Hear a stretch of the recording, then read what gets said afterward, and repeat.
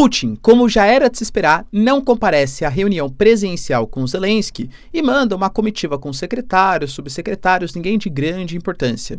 O próprio Zelensky alega que, na verdade, o que existe ali é uma delegação decorativa. O Trump garante que já esperava e que nada vai acontecer sem uma conversa prévia entre Rússia e Estados Unidos. Qual será que vai ser o resultado dessa reunião, hein? Falar um pouquinho também, galera, sobre a proposta do governo Trump para um aumento da natalidade nos Estados Unidos em uma tentativa de reverter o envelhecimento populacional, até mesmo usando os influencers americanos para dar conta desse processo. Será que de fato vai dar certo? Enquanto a gente tem, talvez, a principal notícia até agora, pelo menos, do governo Trump. A possibilidade de um acordo histórico entre Estados Unidos e Irã está cada vez mais próxima, com o Irã anunciando que aceita as pré-condições colocadas pelos Estados Unidos e que o acordo pode ser assinado a qualquer momento. Para finalizar, a gente tem os chineses cada vez mais se aproximando da América Latina, concedendo isenção de vistos, investimentos, participando da nova Rota da Seda e até mesmo com a possibilidade de uma cooperação entre o Banco do Brasil e o Banco de Desenvolvimento Chinês. Para finalizar, pessoal, a gente tem também os BRICS, anunciando a possibilidade de uma resposta conjunta contra os Estados Unidos por conta da guerra comercial e das tarifas praticadas pelo Trump. Se vocês querem entender um pouco mais sobre esses assuntos, e muito mais também sobre geografia, geopolítica, atualidades, política, polêmicas, enfim, tudo para você se manter sempre bem atualizado, já se inscreve no canal, deixa seu like e compartilha esse vídeo, que eu, professor Ricardo, conto muito com a sua ajuda. Belezinha? Pessoal, para quem não sabe, informação super importante. Eu sou parceiraço aqui da Nomad, que é a maior e melhor conta internacional do Brasil, e presta atenção que a condição é exclusiva, hein? Eles estão oferecendo para você, que é meu inscrito, meu seguidor, a possibilidade de você diversificar seus investimentos, você comprar aí dólar, que é utilizado a moeda mundial, com até 2% de cashback. Sim, galera, você compra os seus dólares na melhor conta internacional, que tem as taxas mais competitivas. Não precisa acreditar em mim, é só fazer a comparação com as casas de câmbio convencional e, além de tudo, você tem de volta 2% dos seus investimentos.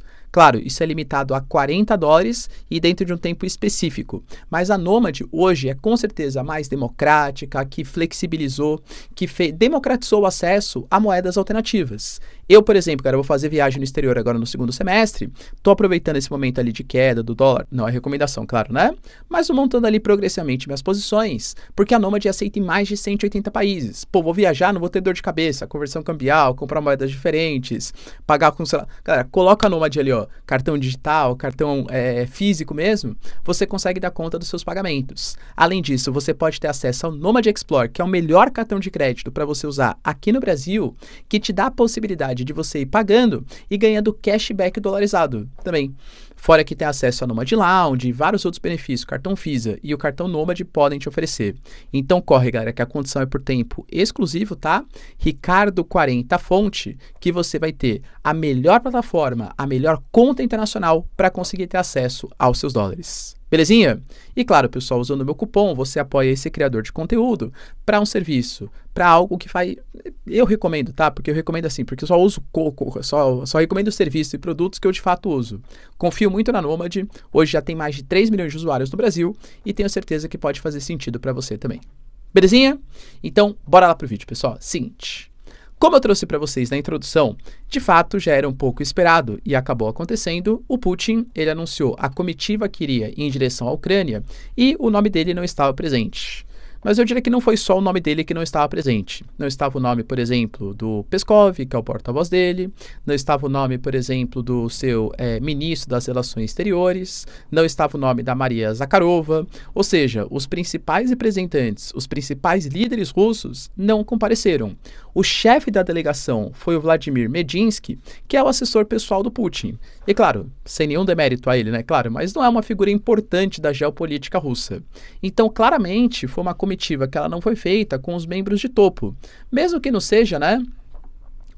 O Putin, sei lá, o Lavrov, por exemplo, para negociar, entende? Quando veio o Marco Rubio dos Estados Unidos, o Lavrov foi negociar com ele, que é uma figura de topo, uma figura mais significativa.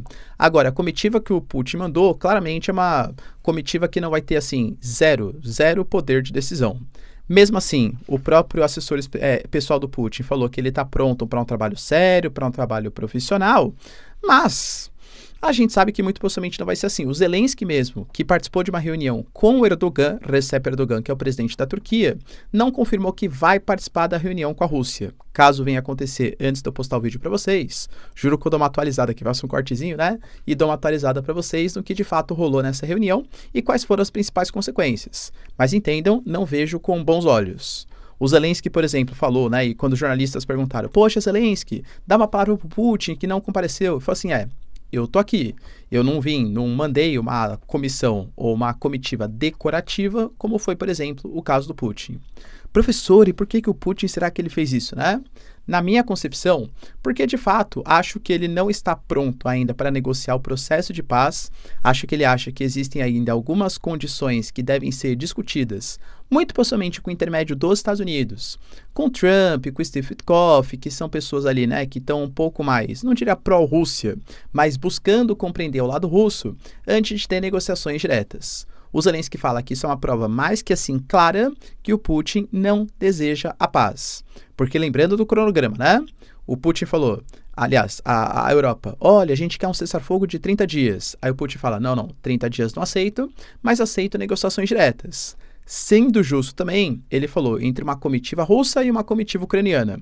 Você falou, não, comitiva ucraniana, comitiva russa não, quero negociações diretas entre Zelensky e Putin. Depois de muito suspense, enfim, foi confirmado que o Putin não participaria dessa cúpula. Então, claro que enfraquece todo esse debate, né, toda essa procura aí de uma possibilidade de paz. Mas, ao mesmo tempo, é um sinal importante para os Estados Unidos. Por quê? Talvez seja o que os americanos precisassem para não serem obrigados a adotar sanções mais fortes contra a Rússia. O Trump está desesperado para que, poxa, eu não quero, quero que a Rússia volte a participar do sistema SWIFT de comunicação interbancária, quero tirar sanções contra os russos, e caso o Putin ou a comitiva russa não participassem, ou a Rússia não aceitasse essa proposta de 30 dias de cessar-fogo, ele mesmo falou que as sanções poderiam voltar. Opa, pelo menos a comitiva foi, não precisa adotar essas sanções. Então, na minha concepção, é muito mais uma coisa simbólica, um símbolo para os Estados Unidos e para alegar, tá vendo? Eu participei, do que de fato uma busca pela paz. Mas o Trump, ele também já tinha falado sobre isso.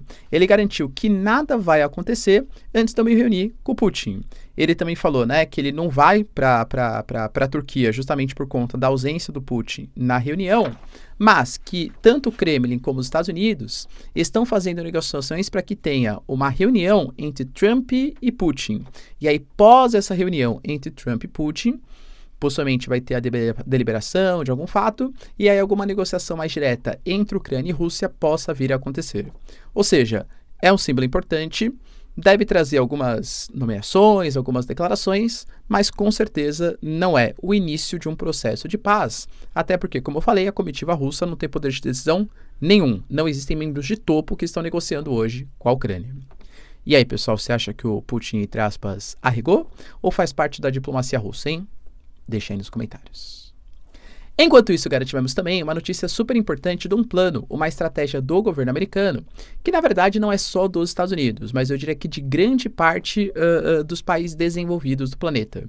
É natural que com o processo de urbanização haja o aumento do custo de criação do filho, uma participação mais efetiva das mulheres no mercado de trabalho, uma busca menor dos casais procurarem o filho com uma possibilidade de vida, uma busca menor até mesmo por casamentos, muitas vezes relações mais efêmeras do que exatamente casamentos duradouros como tinham no passado. Mesmo se casa, os casamentos hoje eles acontecem de maneira muito mais tardia, a busca por um filho também é muito mais tardio, então existem vários fatores associados a uma mudança cultural e a uma mudança do estilo de vida que estão levando a uma queda da natalidade, principalmente em regiões mais urbanizadas e regiões mais ricas. E é o caso dos Estados Unidos. Só que hoje existe uma ala ali conservadora nos Estados Unidos, que é liderada com certeza pelo J.D. Vance, que é o vice-presidente do país, que alega que além de todos os pontos que eu discuti com vocês, também existe uma guerra cultural, promovida principalmente pela mídia dos Estados Unidos e por Hollywood, né, pela cinematografia, enfim, pela produção cultural americana, que coloca que filhos são desnecessários, que as mulheres elas têm que ter mais autonomia, buscar outro estilo de vida, que não seja ser mãe e por aí vai. E na contramão desse processo, vem surgindo grupos conservadores e grandes influenciadores dos Estados Unidos, que vem batendo aí milhões, galera, seja seja na rede das dancinhas, seja no YouTube, seja, enfim, né, nas plataformas digitais, alegando que as mulheres têm que ser dedicadas, mães, magras, bonitas para os seus maridos. Ou seja, talvez uma volta a um passado, né, um passado ali em que a visão da mulher era uma visão muito mais de natalidade mesmo, né? A visão de ser mãe, do que exatamente uma autonomia da mulher. Então hoje existe essa guerra cultural. E o Trump, sabendo que, dentre outros pontos, essa queda da natalidade vai gerar um envelhecimento populacional, o aumento do custo com a previdência, aumento do custo com saúde e menos trabalhadores para, de fato, produzir e gerar valor para os Estados Unidos, vem tentando reverter essa lógica e anunciou 3 programas, segundo o New York Times, para tentar mudar esse paradigma. Por exemplo, $5.000 para a mãe quando ela tiver um filho. Professor, $5.000? Aí você faz a conversão ali na cambial, pô, R$25.000, tamo junto, né? Cara, será que é assim? Será que o custo de vida, por exemplo, de um filho, e olha que eu posso falar com propriedade, né? Tem o meu Rafinha aqui com 4 anos. Será, pessoal, que o custo de vida de um filho é R$25.000 ao longo do, 17 anos que ele vai se formar no ensino médio? Espero eu, pelo menos. Entende? Por exemplo, se a gente pegar o custo médio de uma creche nos Estados Unidos, claro que varia de acordo com a sua capacidade de renda e tal, a gente fala de um custo mensal de $1.000. Só a creche. Pô, com a dinâmica dos Estados Unidos hoje, com o país inflacionário, é natural que pai e mãe, ou casal, tenham que trabalhar fora de casa para dar conta do sustento de uma casa. Quem vai cuidar do filho? Ah, professor, deixa na creche, não dá, é caro, $1.000 por mês. Ah, então um dos pais não trabalham. Beleza, vai compor a renda familiar como? Com alimentação, com escolinha, entende? Então os custos, eles são extremamente elevados. A questão financeira, além de tudo, é um dos pontos que leva à queda da natalidade, mas não é exatamente o ponto definitivo. Para um casal que não quer ter filho porque acha, pô, meu estilo de vida é diferente, eu quero viajar, quero, existe uma oportunidade de emprego que eu vou ter que viajar para outro país, para participar de reuniões, conferências, com filho, claro que isso fica muito mais difícil. Então existe um estilo de vida hoje que está sendo modificado e que talvez a questão financeira não seja a questão primordial. Então não é $5.000 que vai resolver o problema. Outro ponto, a gente pega um programa que seria as bolsas, por exemplo, do programa Fulbright, que fala ali, né, galera, que é um intercâmbio ali para estudos no exterior. A ideia do governo Trump é reservar 30% dessas vagas, que inclusive são auxiliadas pelo próprio governo federal, para mulheres casadas e para mulheres mães. Ou seja, uma espécie de cota natalidade. E, além disso, fazer com que a gente tenha, por exemplo, palestras ou nas próprias escolas, um paradigma de uma educação sexual. Mas exatamente assim, para entender como que funciona o ciclo menstrual, qual que é o período mais fértil, enfim, não visando a redução da natalidade, mas sim o aumento da natalidade. E como eu falei para vocês, programas do governo federal junto a essas influenciadoras, principalmente mulheres conservadoras, para convencer as mulheres a voltarem a ser mães. Só que, claro, ao mesmo tempo, o governo americano, até por conta do aumento dos gastos públicos, o aumento do teto da dívida pública promovido pelo governo Biden, tem ali o Elon Musk e o seu Dodge uma tentativa de reduzir os gastos estatais, não é isso? Cortando programas de assistência. Assistências, por exemplo, para creches, para escolas, para as mães, para famílias. Então, assim, poxa, já tem uma certa dificuldade em relação à questão financeira, já tem uma certa dificuldade em relação à própria questão cultural e estilo de vida. Corte de programas de assistência à primeira infância, creche e escolas, poxa, pode trazer ainda mais prejuízo. Então, é uma tentativa do governo americano, assim como cada um dos estados mais desenvolvidos estão tentando buscar soluções, seja a Coreia do Sul também com financiamento, Tóquio, por exemplo, que lançou tipo um Tinder estatal, né, ou seja, um aplicativo ali de encontros mediado pelo estado, para tentar fazer as pessoas voltarem a ter filhos. Por enquanto não há grandes soluções. Os americanos estão tentando ir pela guerra cultural. Você acha, pessoal, que faz sentido? Enquanto isso, temos também uma ótima notícia para a geopolítica internacional e para questões econômicas também. Tanto que, por exemplo, só dessa notícia ter saído, o próprio petróleo caiu 3%. A gente está falando da possibilidade cada vez mais próxima de um acordo nuclear entre Estados Unidos e Irã. E olha, se de fato isso acontecer, eu diria que assim, vai ser uma das principais, se não a principal conquista do governo Trump. A gente sabe, pessoal, que Irã e Estados Unidos têm rivalidades desde a década de 70, 1979, a Revolução Iraniana, que tirou o regime dos Shahs e teve a ascensão do regime dos Ayatollahs, fez com que o Irã se voltasse contra o Ocidente, alegando que toda a desigualdade social, a exploração, era por conta de um imperialismo americano no Oriente Médio, e desde então as relações estão extremamente conturbadas. Até houve um arrefecimento em 2015, quando Obama, então presidente dos Estados Unidos, firmou um acordo com o Irã. Um acordo que o Irã, que enriquece sim urânio, mas alega que é para fins pacíficos, fins medicinais, fins energéticos, abriu seu país para vistorias internacionais e os Estados Unidos acabou com as sanções contra o Irã. Quando Trump assumiu a presidência, um ano depois, ele saiu do acordo, alegando que o Irã não estava respeitando os limites de enriquecimento de urânio, a ONU falava que sim, e que esse fim das sanções estava enriquecendo o Irã. E esse enriquecimento iraniano estava servindo para eles se rearmarem, produzirem mísseis e se voltarem possivelmente contra os Estados Unidos e o seu maior aliado na região, que é Israel. Aí teve o caso do general Soleimani, que foi atacado pelo governo Trump no Iraque, sendo que era o líder militar iraniano, e as relações ficaram péssimas. Agora que o Trump voltou ao poder, ele colocou que um dos seus objetivos é resgatar o acordo com o Irã. E aparentemente, depois de algumas negociações mediadas por Oman, principalmente negociações indiretas, a coisa está cada vez mais próxima.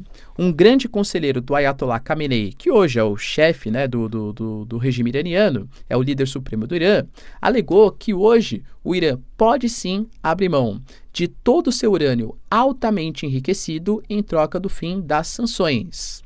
Vale lembrar que o Irã também não está com todo o poder que já esteve no passado, porque ele lidera o que a gente chama de eixo da resistência, ou como ele se autodenomina assim.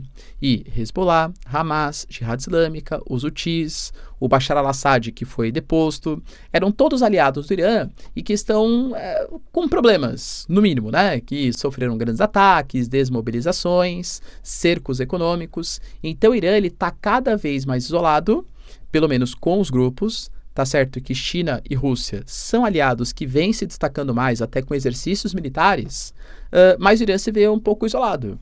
E para isso, esse acordo pode fazer com que os Estados Unidos retirem as sanções contra o Irã. Poxa, era só de jogar de novo o petróleo e o gás iraniano no mercado mundial, isso geraria uma queda do preço da energia, o que é ótimo para os Estados Unidos, que está querendo também combater a inflação. Para o Irã é sensacional, né? Porque vai conseguir ter acesso às riquezas, a negociações internacionais, dólares entrando no país. É fato, né? Então, só de uma possibilidade de paz, até mesmo do ponto de vista geográfico, porque o Irã controla o Estreito de Hormuz, só de não ter a possibilidade de uma guerra, com uma possibilidade de um acordo entre Irã e Estados Unidos, quase um terço de todo o petróleo mundial que passa pelo Estreito de Hormuz vai ter uma circulação muito mais eficiente. Então, o conselheiro do chefe supremo, do Ayatollah, deixou bem claro que o Irã está sim disposto a fazer um compromisso em nunca ter armas nucleares, que ele só vai enriquecer urânio a níveis para uso civil, ou seja, fins energéticos e fins também medicinais, e também que concorda com inspetores internacionais, possivelmente da Agência Internacional da Energia Atômica, vistoriar o programa nuclear iraniano. Eles falam que eles não aceitam abrir mão do programa nuclear, mas com vistorias internacionais e usando para fins pacíficos, sem nenhum problema, desde que os Estados Unidos retirem as suas sanções. Se o Trump conseguir fazer isso, olha, eu diria para vocês que assim, é chance grande, né, de ser um dos principais acordos do seu mandato ali de 4 anos. O Irã, com certeza, hoje é o principal rival geopolítico dos Estados Unidos e de Israel no Oriente Médio. Lembrando, pessoal, que o Benjamin, é uma coisa que o Irã até falou, tá? Olha, estamos muito próximos, tal, mas talvez o efeito Bibi, para quem não sabe, Bibi, né, o Benjamin Netanyahu, pode se atrapalhar um pouco o processo, mas que de fato a gente está bem próximo, isso a gente está.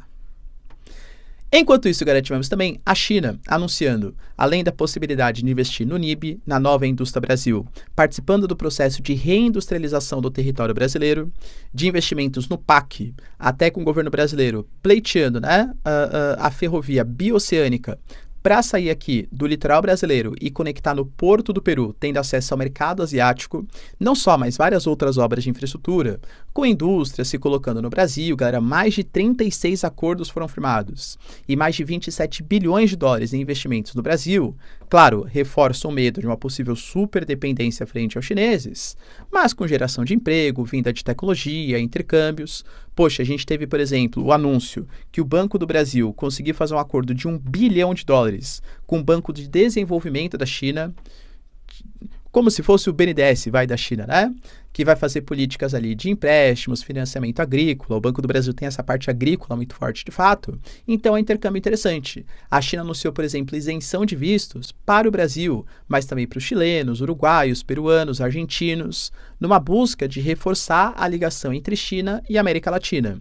Então, caso você desejasse, por exemplo, conhecer a China, o governo chinês falou que está fazendo um período de teste, mas que está super disposto a receber mais os latino-americanos em seu território. A China percebe que a América Latina é cada vez mais estratégica, como uma antiga área de influência dos Estados Unidos e que tem vários minerais estratégicos. Por exemplo, o ouro branco, o lítio, Bolívia, Chile, Argentina. Poxa, o Brasil é a segunda maior economia do hemisfério ocidental. O Brasil é o país ou um dos mais relevantes do hemisfério sul. Então, esse intercâmbio da China está bem importante.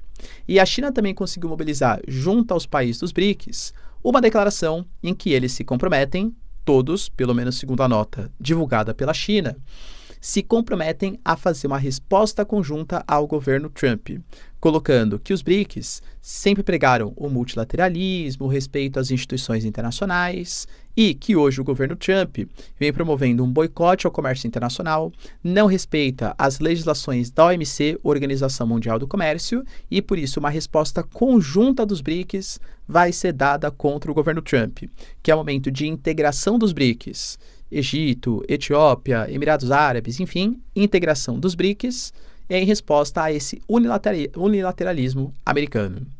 Será, pessoal, que os BRICS vão conseguir comprar, então, essa briga com o governo Trump? Deixa aí nos comentários, quero saber sua opinião. No mais, galera, se vocês curtiram o vídeo, tamo junto, beijos, abraços e tchau, tchau.